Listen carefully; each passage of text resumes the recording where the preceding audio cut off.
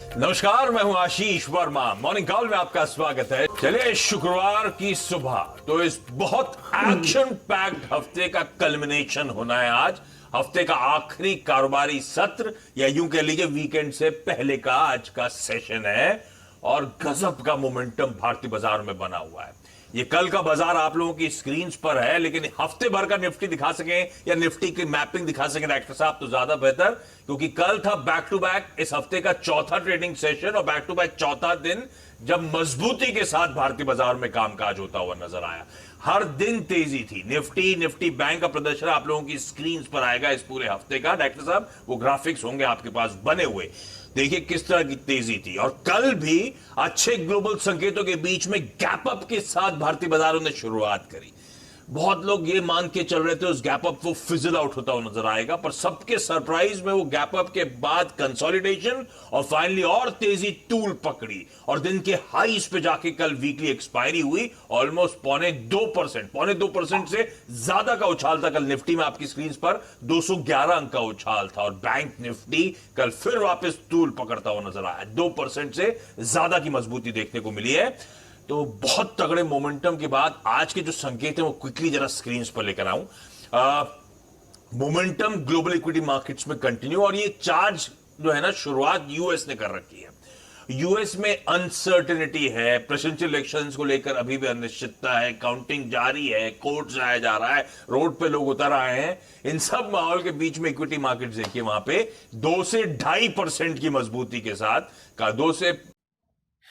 Video में आगे बढ़ने से पहले डिस्क्रिप्शन बॉक्स में जो लिंक दिया गया है वहां पे क्लिक करके इंडिया के नंबर 1 ब्रोकरेज हाउस जीरोडा के साथ जुड़िए, जहां पे आपका ब्रोकरेज 0 लगेगा और अगर लगेगा तो वो भी सिर्फ 20 रुपये इंटरडे ट्रेडिंग के लिए।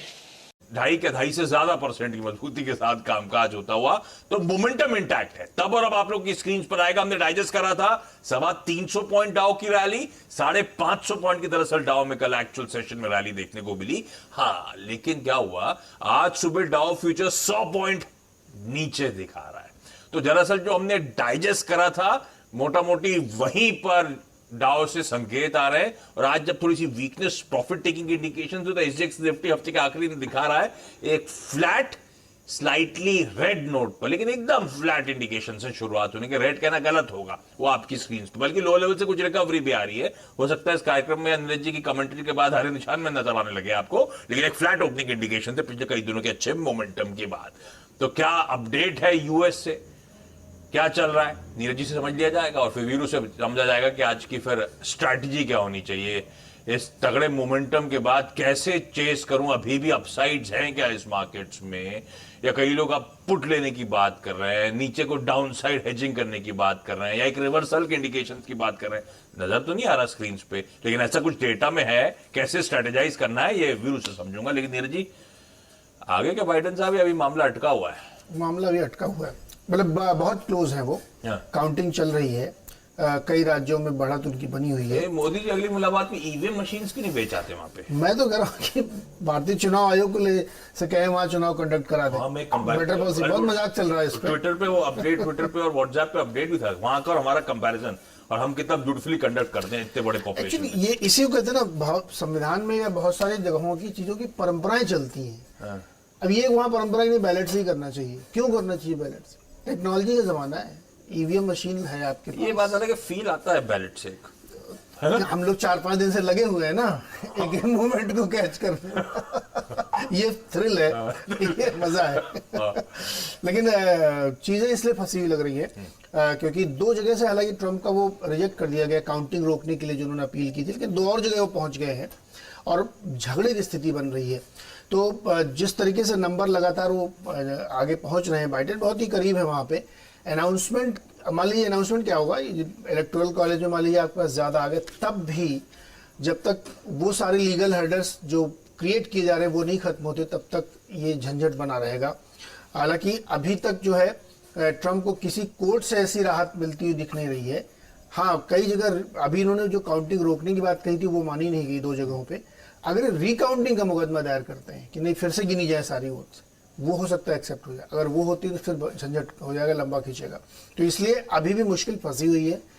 कल शाम तक या आज देर रात तक हो सकता है आपको थोड़ी और क्लैरिटी मिलेगी कि स्थिति कहाँ जा रही है। लेकिन बाजार बहुत खुश है इस बात से, बाइडेन के आने से नहीं खुश है बाजार। बाजार इस बात से खुश है कि डेमोक्रेट्स सीनेट में नहीं है, सीनेट में रिपब्लिकन का कब्जा है, तो इसलिए वो कुछ बदल नहीं पाएंगे। बाइडेन ने ओपनली कहा था कि वो कॉर्पोरेट टैक्स फिर से 35% कर देंगे और बहुत जगहों पे टैक्सेस बढ़ाएंगे, वो कुछ नहीं कर पाएंगे क्योंकि सीनेट पे इनका कंट्रोल नहीं है।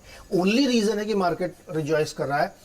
सिर्फ इतना ही नहीं है, अब आपको और ज्यादा चीजें देनी पड़ेंगी क्योंकि वो तो जो पहले से है उसको तो आप बदल नहीं सकते। अब आप मार्केट को खुश करने के लिए, इकोनॉमी को खुश करने के लिए आपको और पैकेजेस देने पड़ेंगे क्योंकि जो फेड की कल बैठक हुई उसमें साफ कह दिया गया है कि स्टिमुलस चाहिए, बिना उसके काम नहीं चलेगा।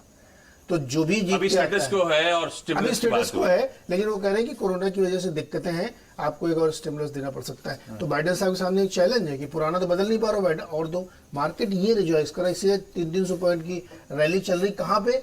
उन स्टॉक्स में जहाँ पे वैल्यू क्रिएशन हो रहा, नए आईटी में, टेक्नोलॉजी में, अमेजोन में, इन सब में तेजी हो रही है। तो आप देखिए लगातार चौथा दिन है जबरदस्त तेजी का। अरे अमेरिका छोड़िए, कल 5,000 करोड़ रुपए कैश मार्केट में। हाँ, क्या हो क्या रहा है पता नहीं। इस तरह से लिक्विडिटी का इंजेक्शन लगा हुआ है, इसीलिए आप देख रहे थे कल तगड़ी तेजी। वैसे यूएस प्रेसिडेंशियल इलेक्शंस के बीच में ये मत भूल जाइएगा, यूएस में कोई भी बने, हमारे प्रेसिडेंट साहब रामनाथ कोविंद जी ही हैं। हाँ, वो तो रहेंगे। हाँ, ये भूल ना जाए आप लोग। अच्छा, नीतीश जी की बातचीत होगी, आज करेंगे मंडे को करेंगे? किसकी? नीतीश जी की? हाँ, बिहार के बारे में हमने बात ही नहीं करी। यूएस में इतना खोए हुए थे सबके सब। शनिवार को उनका जो है अंतिम चरण का है और उसी कल आखिरी चरण है, थर्ड, और अगले हफ्ते ट्यूसडे को काउंटिंग। ट्यूसडे 10 तारीख को काउंटिंग है, 10 तारीख को 11 बजे फाइनल। अभी क्या कुछ बारे में हो रहा था, हम लोग बात कर सकते हैं क्या लग रहा है, कौन आ रहा है? आप लग रहा ही बात कर सकते हैं। हाँ, पोल नहीं दिखा सकते, पोल दिखा नहीं सकते आप इस समय, क्या लग रहा या है? जिन्होंने किया हो तो स्टार्टिंग हुई थी तो लग रहा था कोई चैलेंजर नहीं है।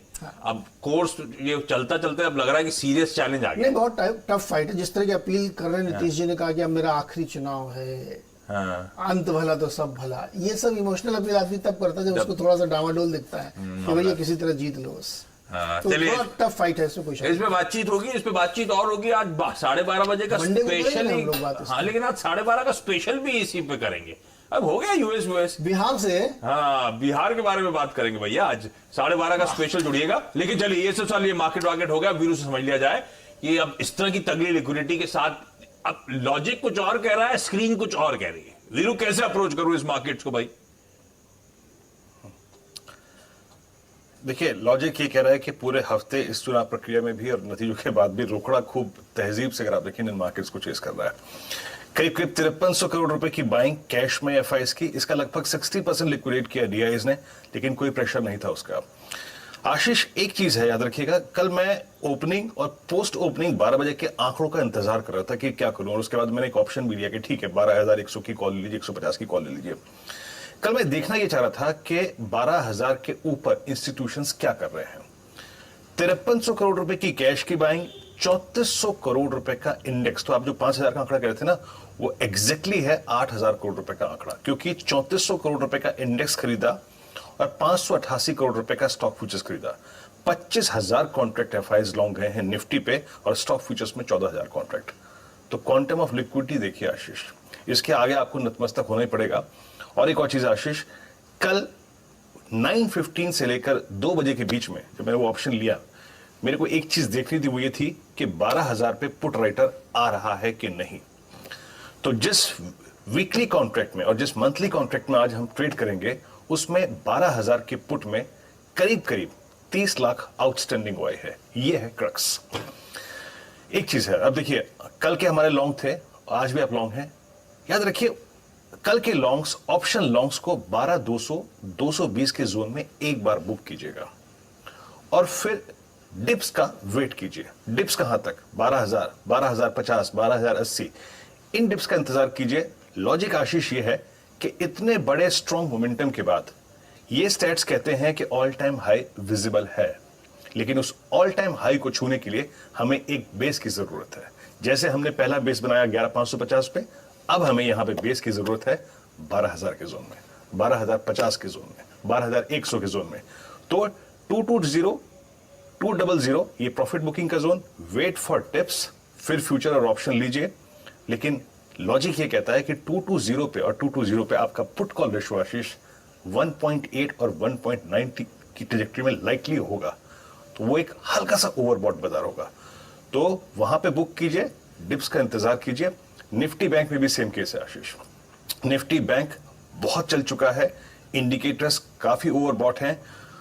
निफ्टी बैंक के इंडिकेटर्स ये कहते हैं कि 26,640, 26,500, ये मैंने ऊपर लेवल मेंशन किया हुआ है, इस जोन में आके इसको थोड़ी प्रॉफिट बुकिंग की जरूरत है। आप अपने लॉन्ग्स को ट्रिम कीजिए और वेट कीजिए डिप्स का। डिप्स क्या होंगे? 26,020 के ऊपर के, 26,050 के ऊपर के, 26,200 के जोन को बाय करना है, 26,180 के जोन को बाय करना है। क्यों? क्योंकि ये इंडेक्स अब एक कंसोलिडेशन चाहता है, वो है 26,200 और 26,500 के बीच में। तो आज आपको शायद स्क्रीन पे 12,200 दिखाई दे, बुक कीजिएगा, लेकिन डिप्स को बाय कीजिए। फ्राइडे फैक्टर है, थोड़ा सा ओवरबॉट जो एक शब्द होता है, इसका लिहाज कीजिए। कॉशियस रहना है, ठीक है। बाकी स्ट्रेटजी स्क्रीन पर। आज के ट्रेडिंग बेट्स, मोतीलाल ओसवाल कह रहे हैं एमएनएम फाइनेंशियल्स खरीदे, मानस जायसवाल कह रहे हैं हिंडाल्को खरीदने के मौके 200 के लक्ष्य, और कोटक सिक्योरिटी से कहना है टाटा स्टील खरीद के चले 438 के लक्ष्य। तो आज मेटल्स फिर से आउट परफॉर्म करेंगे। टाटा स्टील दरअसल एक नहीं, दो एनालिस्ट का कॉल था, मैंने एक ही के सामने रखा है, लेकिन दो लोगों ने खरीदारी की बात कर दी। ब्रेक लूं उससे पहले, बैंक निफ्टी चल रहा था तो मोड मॉल वैसा नहीं बदला। बैंक निफ्टी रिलायंस चलना शुरू हुआ तो ये देखिए क्या लेवल्स आने शुरू हो गए एकदम से, बीच में डिसअपॉइंटमेंट, उसके बाद क्या रिकवरी। जीडीआर कह रहा है 5%, तो कल 2% ऑलरेडी चढ़ा हुआ था, तो आज फिर से रिलायंस मतलब आउट परफॉर्म करेगा। बहुत जबरदस्त फिर से इन्वेस्टमेंट आ गया। हाँ, 9,500 करोड़ का, 9,555 रिलायंस रिटेल में, रिलायंस रिटेल में। हाँ। तो जो पब्लिक इन्वेस्टमेंट फंड है सऊदी का, उसने इन्वेस्ट किया है। ये सऊदी अरब तो पहले भी कर चुके, अलग अलग आम से कर रहे हैं लोग, अलग अलग नहीं, बहुत सारे जो Abu Dhabi investment Abu Dhabi ने किया अच्छा। था। और मजे की बात है कि जो लोगों ने पहले जियो प्लेटफॉर्म पे किया था, उसमें से बहुत सारे लोग इसमें भी कर रहे हैं, रिटेल में भी। तो ये बहुत सिग्निफिकेंट है। करीब करीब 4.5 लाख करोड़ से ज्यादा का वैल्यूएशन बनना, 4,58,000 करोड़ की वैल्यू पे निवेश हुआ है। तो सिग्निफिकेंट है। देखिए रिटेल का कारोबार जो हम लोग को लग रहा था कि यहाँ पे इन्वेस्टमेंट आना चाहिए, लगातार आ चुका है। इसमें काफी मतलब 47,000 करोड़ रुपए इन्वेस्टमेंट हो चुका है ऑलरेडी, और अभी और इसलिए होगा क्योंकि अभी केवल 10.09% ही हिस्सा गया है, अप टू 20% तक जा सकता है। अच्छा। तो मुझे लगता है कि अभी इन्वेस्टमेंट लगातार और आएगा इसमें। और अगर इस माहौल में इतना जबरदस्त इन्वेस्टमेंट आ रहा है, लोग कॉन्फिडेंस दिखा रहे हैं, तो रिलायंस का तो अभी जो पिछले कुछ दिनों में लोग बड़े निराश हो गए थे ना, आज उनकी दिवाली हो जाएगी। सब रियलाइज कर रहे होंगे मौका था वो तो खैर हम लोग चैनल पे बातचीत नहीं करते ट्रेड में रिलायंस के बारे में, स्टॉक्स के बारे में, क्योंकि ये हमारी कंपनी है। लेकिन रडाप रखिए, अच्छी खबर आती हुई जीडीआर अच्छा मोमेंटम दिखा दो तो शायद होपफुली रिलायंस आज फिर से पॉजिटिवली कंट्रीब्यूट करेगा। क्विकली इस नोट पर एक काम कर रहा हूं, छोटा सा ब्रेक के उस पर आज की कमोडिटी करेंसी मार्केट्स की टॉप स्ट्रैटेजीज।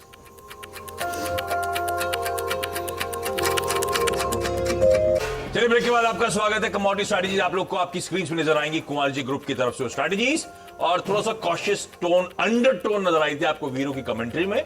तो वो देखिए एसजेएक्स निफ्टी भी दिखा रहा है 1/4% की हल्की सुस्ती, हल्की कमजोरी के साथ आज कामकाज।